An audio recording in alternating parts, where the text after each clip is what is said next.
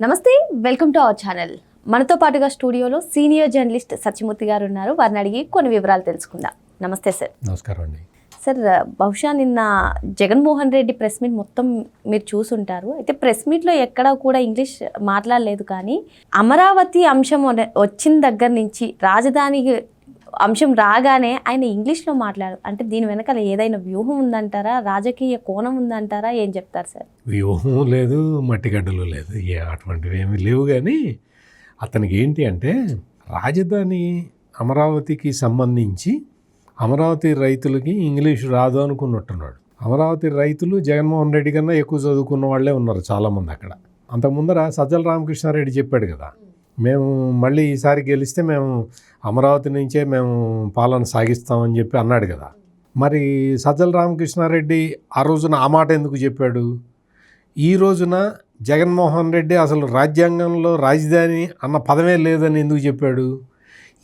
ఈ వ్యత్యాసాలు ఇవన్నీ బయటపడతాయి. పార్టీలో ఒక కొహెషన్ లేకుండా పోయింది అన్న విషయాలన్నీ ప్రజలు గుర్తుపడతారు అన్న ఉద్దేశంతో సిగ్గుబడి ఇంగ్లీష్లో మాట్లాడాడు. అంతే తప్ప స్ట్రాటజీ లేదు, మన్ను మశానం అటువంటివి ఏం లేవు. ఎందుకు లేవు అంటే, వాళ్ళకి ఏం కావాలి, రాష్ట్రానికి డైరెక్షన్ ఎట్లా ఉండాలనే విషయం జగన్మోహన్ రెడ్డికి తెలీదు, సజ్జల రామకృష్ణారెడ్డికి తెలీదు, ఆ పార్టీలో ఉన్న నాయకులు ఎవరికి తెలీదు, వాళ్ళకు ఒక ఐడియా కూడా లేదు.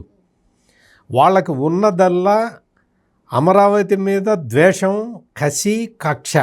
ఎందుకు అమరావతి మీద ద్వేషము, కసి, కక్ష ఎందుకు అంటే, అమరావతిని చంద్రబాబు నాయుడు స్టార్ట్ చేశాడు కాబట్టి అది రాకూడదు, అంతే. Single point agenda. నీకు ఏదైనా కానీ ప్రజలని కన్విన్స్ చేయాలి. జగన్మోహన్ రెడ్డి ఎప్పుడైతే 3 రాజధానులు అని చెప్పాడో, అతను అధికారంలో ముఖ్యమంత్రిగా ఉన్న సమయంలో మీరు గమనించండి, పాత రీల్స్ అన్నీ రివైండ్ చేసుకొని చూడండి.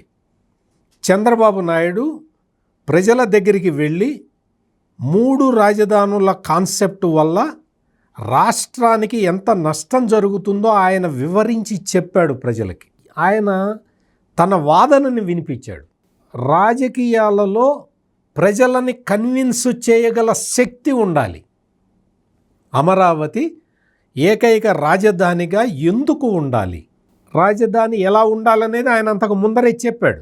ఒకే రాజధాని ఎందుకు ఉండాలి అనే విషయాన్ని ఆ రోజు ప్రతిపక్ష నాయకుడుగా ఉన్న చంద్రబాబు నాయుడు ప్రజల దగ్గరికి వెళ్ళి వివరించి చెప్పాడు.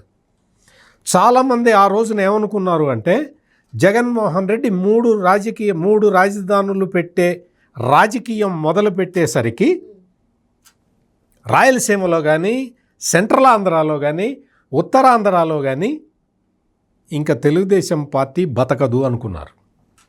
మొత్తం 3 ప్రాంతాలు కూడా జగన్మోహన్ రెడ్డి చెప్పే మాయ మాటలు విని కన్విన్స్ అవుతారు అని అనుకున్నారు. ఆ రోజున ఉన్న పరిస్థితి రాష్ట్రంలో. ఏ రోజునైతే జగన్మోహన్ రెడ్డి 3 రాజధానులు అనే రాజకీయాన్ని ప్రారంభించాడో ఆ రోజున్న పరిస్థితి చెప్తున్నా. అటువంటి అడ్వర్స్ సిచ్యుయేషన్ ఉన్న సమయంలో చంద్రబాబు నాయుడు ఏకైక రాజధాని ఉండాలి, అది అమరావతి అయి ఉండాలి అని చెప్పి ప్రజలకి కన్విన్సింగ్ ఆర్గ్యుమెంట్ చెప్పాడు. మీరు జాగ్రత్తగా గమనిస్తే ఆ రోజు చంద్రబాబు నాయుడు ఫస్ట్ వెళ్ళి కర్నూలుకి వెళ్ళి చెప్పాడు, మీరు కర్నూలుకి వెళ్ళి అమరావతి రాజధానిగా ఉండాలి, ఆ అవసరం ఏంటి అన్న విషయాన్ని కర్నూలులో వివరించి చెప్పాడు. ఆ తర్వాత విశాఖపట్నం వెళ్ళి వివరించి చెప్పాడు. ఎందుకు? కర్నూలుని న్యాయ రాజధాని అని ఆనాటికి భ్రమ పెడుతూ ఉన్నాడు ఈ జగన్మోహన్ రెడ్డి.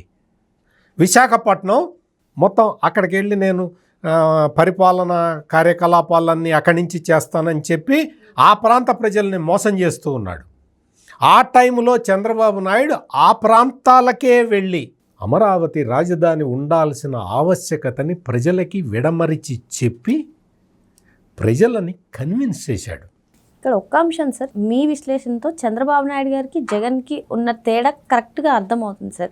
ప్రజల్ని కన్విన్స్ చేయడం ఏ విధంగా చెప్పాలో చంద్రబాబు గారు చూస్తున్నట్లయితే, జగన్మోహన్ రెడ్డి ఆయన భ్రమలోనే ఉన్నారా అంటే 3 రాజధానుల అంశం ప్రస్తావించినప్పుడు కానివ్వండి, లేదంటే ఇప్పుడు చేసినటువంటి కామెంట్స్ని కానివ్వండి, వీళ్ళిద్దరి మధ్య తేడాని ఏ విధంగా చూడాలంటారు? నువ్వు 3 రాజధానులు అన్నావు కదా జగన్, దానికి కట్టుబడి ఉండు, ఇప్పటికీ దానికే కట్టుబడి ఉండు. నిన్ను అప్రిషియేట్ చేసేవాళ్ళు ఒక 10 మంది అన్నా వస్తారు. కానీ అలా లేదు కదా సార్ ఆ పార్టీలో. నువ్వు 3 రాజధానులు అని కరెక్ట్గా ఇప్పటికీ నువ్వు చెప్పలేకపోతున్నావు. ఓడిపోయిన తర్వాత నువ్వేం చెప్పాలి? నేను 3 రాజధానులకు కట్టుబడి ఉంటాను అని చెప్పు. ఒక 10 మంది అన్నా నిన్ను అప్రిషియేట్ చేసేవాళ్ళు ఉంటారు. నువ్వు 3 రాజధానులు అని అధికారంలో ఉన్నప్పుడు చెబుతావు, పడిపోగానే మాట మారుస్తావు. నీ సజ్జల రామకృష్ణారెడ్డితో ఒక మాట చెప్పిస్తావు, నీకు వైవి సుబ్బారెడ్డితో ఇంకో మాట చెప్పిస్తావు, నీకు విజయసాయిరెడ్డితో ఇంకో మాట చెప్పిస్తావు. నీ పార్టీకి స్టాండ్ లేదు. నువ్వు రాయలసీమకి నువ్వు కర్నూలు న్యాయ రాజధాని చేస్తాను అని చెప్పావు. నువ్వు అధికారంలో ఉన్నప్పుడే ఆ కేసు సుప్రీంకోర్టుకి వెళ్ళినప్పుడు సుప్రీంకోర్టు ముందర నువ్వేం చెప్పావు ఒక్కసారి గుర్తు చేసుకో జగన్. నువ్వేం చెప్పావో నీకు మర్చిపోయి ఉంటావు, నేను చెప్తా. కర్నూలుకి హైకోర్టుని షిఫ్ట్ చేసే ప్రతిపాదన అనేది మా దగ్గర లేదు. మేము న్యాయ రాజధాని అని ఊరికి హంబక్ కబుర్లు చెప్పాము. మాకు అసలు ఆ ప్రతిపాదనే లేదు. న్యాయ రాజధానిగా కర్నూలు కాదు అని నువ్వు సుప్రీంకోర్టులో చెప్పావా లేదా? ఓకే, విశాఖపట్నాన్ని దగ్గరికి వెళ్ళి నేను ఇక్కడికి వస్తే తప్ప నీ ప్రాంతం అభివృద్ధి కాదు అన్నావు. అట్లా చెప్పిన వాడివి నువ్వు అభివృద్ధికి కట్టుబడి ఉన్నావా? భోగాపురం ఎయిర్పోర్ట్ని ఆపేసిన వాడివి నువ్వు. భోగాపురం ఎయిర్పోర్ట్ని ఆపేశావు. నీకు అదానీ డేటా సెంటర్ అప్పట్లో వస్తూ ఉంటే అదానీ డేటా సెంటర్కి మోకాలడ్డం పెట్టావు. మొత్తం పరిశ్రమలను అక్కడి నుంచి తరిమికొట్టావు. ఇన్ని పనులు చేసి నువ్వు చేసిందల్లా ఏంటంటే ఋషికొండ మీద నీ ప్యాలెస్ కట్టుకున్నావు అంతే. ఉత్తరాంధ్ర హైకోర్టుకి వెళ్ళి నువ్వేం చెప్పావు? నేను వెళ్ళి అక్కడ కూర్చుంటే తప్ప ఉత్తరాంధ్ర డెవలప్ కాదు అని చెప్పావు. ఉత్తరాంధ్ర డెవలప్ కావటానికి ఏమైనా చేసావా? చంద్రబాబు నాయుడు అక్కడ మిలీనియం టవర్స్ అని కడితే సాఫ్ట్వేర్ ఆఫీసుల కోసం, దాన్ని కూడా అందులో నుంచి కంపెనీలు ఎళ్ళగొట్టి దాన్ని ఆక్యుపై చేసుకున్నావు. మొత్తం విశాఖపట్నం చుట్టూతో ఉన్న ల్యాండ్స్ అన్నీ కబ్జా పెట్టుకున్నావు. ఈ రోజున ఏమవుతున్నది? సాఫ్ట్వేర్ కంపెనీలు వచ్చేస్తూ ఉంటే కాపులుప్పాడం మొత్తం హైదరాబాద్లో మాదాపూర్ లాగా మారుతూ ఉంటే నువ్వు భరించలేకపోతూ ఉన్నావు. నీకు ఏది కాన్సెప్ట్ ఏది నీకు అర్థమే కావట్లేదు. అమరావతి సెల్ఫ్ సస్టైనబుల్ ప్రాజెక్ట్ అని చెబుతూ ఉంటే నీకు ఆ పాయింట్ అర్థం కాదు. ఎన్నిసార్లు చెప్పినా నేనే నా విశ్లేషణల్లోనే ఇప్పటికొక 50 సార్లు చెప్పుంటా, 50-60 సార్లు చెప్పుంటా. అది సెల్ఫ్ సస్టైనబుల్ క్యాపిటలు. ఈ రోజున కడుతున్నవన్నీ ప్రభుత్వ కార్యాలయాలు. నా ఇల్లు నా డబ్బులతో పెట్టి కట్టుకోకపోతే నువ్వు వచ్చి కడతావా? ప్రభుత్వ కార్యాలయాలు ప్రభుత్వం కట్టకుండా ఎవరు కడతారు? ప్రభుత్వ కార్యాలయాలు ప్రభుత్వం కట్టిన తర్వాత అక్కడ మిగిలిన సంస్థలు వ్యవస్థలు అక్కడికి వచ్చేసి కొలువు తీరితే రాజధాని తనంతట తాను డెవలప్ అవుతూ ఉంటుంది. హైదరాబాదు తెలంగాణకి ఎట్లయితే గ్రోత్ ఇంజన్ లాగా పనిచేస్తున్నదో అట్లా ఆంధ్రప్రదేశ్కి ఒక గ్రోత్ ఇంజన్ కావాలి అన్న ఉద్దేశంలో అమరావతిని సెల్ఫ్ సస్టైనబుల్ ప్రాజెక్టుగా టేకప్ చేసి, ప్రభుత్వానికి ఒక పైసా ఖర్చు లేదు, రైతులు వచ్చి స్వచ్ఛందంగా భూములు ఇస్తూ ఉన్నారు. అటువంటి ప్రాజెక్టుని నాశనం చేశావు. ఈ రోజున 2019లో ఈ జగన్మోహన్ రెడ్డి అనే ప్రాణి గెలవకుండా ఉన్నట్టయితే ఈ పాటికి రాజధాని కంప్లీట్ అయ్యేది. ఈ పాటికి ఎప్పుడో భోగాపురం విమానాశ్రయం కంప్లీట్ అయిపోయింది, ఎప్పుడో పోలవరం కంప్లీట్ అయిపోయింది.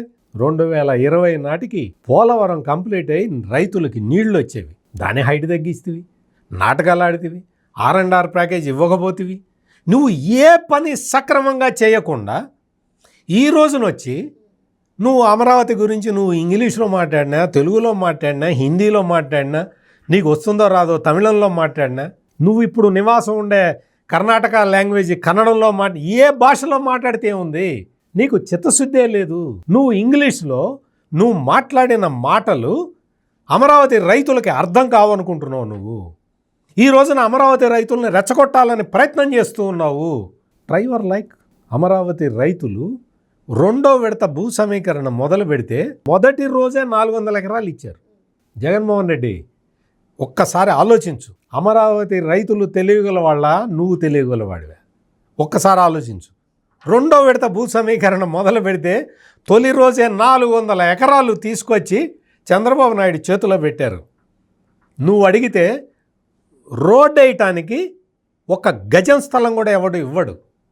ఎందుకు అంటే నువ్వు చేసిన అరాచకాలన్నీ ప్రజలకి తెలుసు కాబట్టి. నువ్వు అడిగితే ల్యాండ్ ఇవ్వరు జగన్. చంద్రబాబు అడిగితే ఇస్తారు. 16,000 ఎకరాలు కాదు, 3వ విడత భూ సమీకరణ మొదలు పెడితే ఇప్పుడే ఇవ్వడానికి సిద్ధంగా ఉంటారు రైతులు. ఎందుకు అంటే అమరావతి డెవలప్ కాబోతున్నది. అమరావతి మీకు అక్కడికి వెళ్ళి చూస్తే, నేను 2 రోజుల కిందట 3 రోజుల కిందట వెళ్ళి చూశాను. నేను అక్కడ వచ్చే ఐకానిక్ టవర్స్ కానీ, హైకోర్టు బిల్డింగ్ కానీ, అసలు విపరీతమైన కన్స్ట్రక్షన్ యాక్టివిటీ, 52,000 కోట్ల రూపాయల కన్స్ట్రక్షన్ యాక్టివిటీ జరుగుతున్నది.